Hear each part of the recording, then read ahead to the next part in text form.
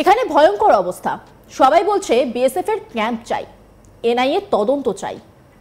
মুখ্যমন্ত্রীর 10 লাখ টাকা প্রত্যাখ্যান করেছেন। আমি 10,01,000 টাকা করে দুই পরিবারকে দিয়েছি, তারা গ্রহণ করেছে। হিন্দুদের কাছে আমি কৃতজ্ঞ। মুর্শিদাবাদের ঘটনায় হরগোবিন্দর পরিবারের হাতে সাহায্য তুলে দেওয়া নিয়ে মুখ খুললেন শুভেন্দু অধিকারী। কি বলেছেন তিনি শোনাবো আপনাদের। আমি হিন্দু হৃদয় স্থান নিয়ে নিয়েছি, পরম প্রাপ্য। এই পরিবার নাকি সিপিএম বলেছিল, প্রমাণ হয়ে গেল। পরিবার কার? পরিবার হিন্দু। দাদা কি দেখলেন বাড়িতে এসে আজকে এখানে? ভয়ঙ্কর অবস্থা, আতঙ্ক। সবাই বলছে বিএসএফ এর ক্যাম্প চাই, এনআইএ তদন্ত চাই। আর আজকে কি দিলেন পরিবারকে? এরা মুখ্যমন্ত্রীর 10 লাখ টাকা প্রত্যাখ্যান করেছে। আমি 10,01,000 টাকা করে দুটো মৃত পরিবারকে দিয়েছি, গ্রহণ করেছে। হিন্দুদের কাছে আমি কৃতজ্ঞ। এদের কাছে মুখ্যমন্ত্রী ব্রাত্য আর বিরোধী দলনেতা তাকে অ্যাকসেপ্ট করেছে। প্রমাণ হয়ে গেছে যে হিন্দুদের জন্য আমরা সঠিক পথে আছি। আর বারবার যেটা বিএসএফ ক্যাম্পের কথা বলছে দাদা, সেই বিষয়টা আমি তো হাইকোর্টে লড়ব, কোর্টে লড়ব। দিন কয়েক আগে ওয়াকফ সংশোধনী আইন নিয়ে প্রতিবাদের জেরে অশান্ত হয়ে ওঠে মুর্শিদাবাদ। আর সেখানেই দিন কয়েক আগে মুর্শিদাবাদের শামশেরগঞ্জে জিহাদিদের আক্রমণে জানে শেষ করে দেওয়া হয় হরগোবিন্দ দাস ও চন্দন দাসকে। কিন্তু তাদেরকে কে বা কারা শেষ করে দিয়েছে তা নিয়ে তদন্তে নামে পুলিশ। শেষমেশ জিয়াউল হক নামে একজনকে গ্রেপ্তার করে পুলিশ। আর তারপরেই তাদের কাছে দৌড়ে যান রাজ্যের বিরোধী দলনেতা শুভেন্দু অধিকারী। তাদের সমস্ত রকম সাহায্যের আশ্বাস দেন। এরপরই 26 এপ্রিল শনিবার মুর্শিদাবাদের জাফরবাদে পৌঁছে হরগোবিন্দ দাসের পরিবারের সঙ্গে দেখা করেন। তাকে দেখতেই পরিবারের সকলে কেঁদে ওঠেন। তাদের হাতে সাহায্য তুলে দেন শুভেন্দু অধিকারী। সাংবাদিকদের মুখোমুখি হয়ে তিনি বলেন, আমি হিন্দুদের হৃদয়ে জায়গা করে নিয়েছি। পরম প্রাপ্তি। এই পরিবারকে সিপিএম বলেছিল, প্রমাণ হয়ে গেল পরিবার হিন্দু। এখানে ভয়ঙ্কর অবস্থা। সবাই বলছে বিএসএফ এর ক্যাম্প চাই, এনআইএ তদন্ত চাই। মুখ্যমন্ত্রীর 10 লাখ টাকা প্রত্যাখ্যান করেছে। আমি 10,01,000 টাকা করে দুই পরিবারকে দিয়েছি, তারা গ্রহণ করেছে। হিন্দুদের কাছে আমি কৃতজ্ঞ।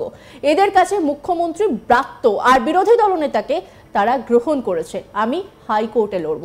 কি বলেছেন শুভেন্দু অধিকারী শোনাবো আপনাদের।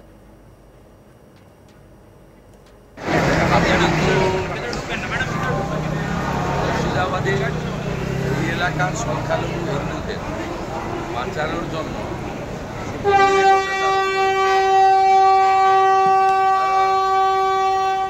আমাকে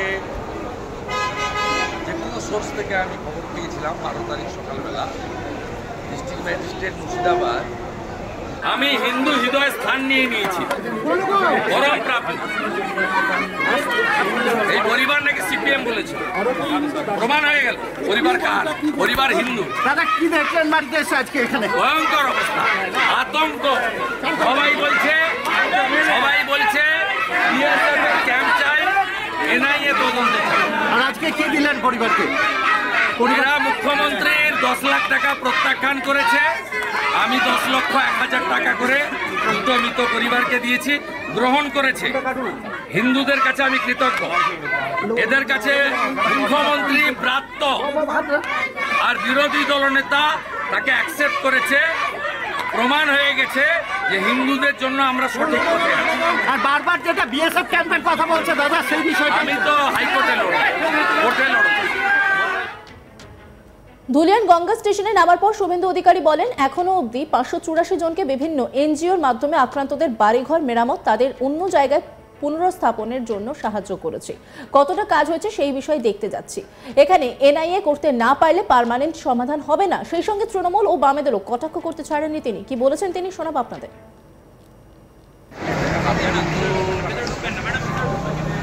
মুর্শিদাবাদের এই এলাকার সংখ্যালঘু হিন্দুদের বাঁচানোর জন্য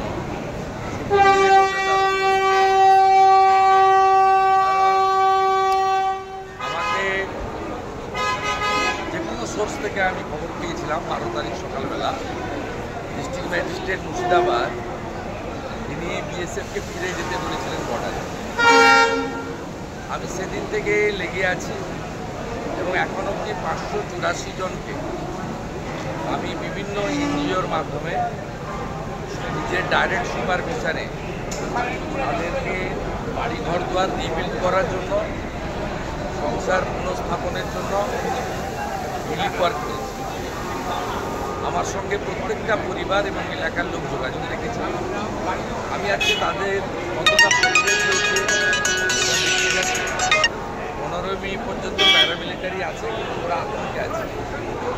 এবং বিশেষ করে হিন্দু এবং জৈন সম্প্রদায়ের অনেক দোকানে অন্য সম্প্রদায়ের লোকেরা, যেহেতু তারা ওখানে সংখ্যাগরিষ্ঠ, জিনিসপত্র কেনা বন্ধ করে দিয়েছে। আমি এই বিষয়টাও ওখানে দেখব এবং আপিল করব, আর বাকিটা সবটা করবো। এবং আমার মূল লক্ষ্য হচ্ছে পার্মানেন্ট সলিউশন। মমিনপুর, ইকবালপুর, ইসরা, শিবপুর, ডালখোলাতে যেমন এনআইএর মাধ্যমে 85 অ্যারেস্ট করে চার্জশিটেড করেছে এনআইএ। এখানেও এনআইএ না করতে পারলে পার্মানেন্ট সলিউশন হবে না।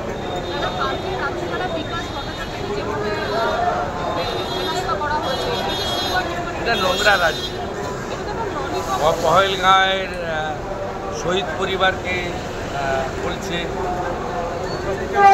এখানে কালকে ওই মমতা ব্যানার্জির ওই ক্যাম্পেন করে মানিক মণ্ডল বলে একটা লোক বলে, মানিক সরাসরি বলছে শুভেন্দু অধিকারীকে। আর এই নোংরামি চূড়ান্ত জায়গায় গেছে।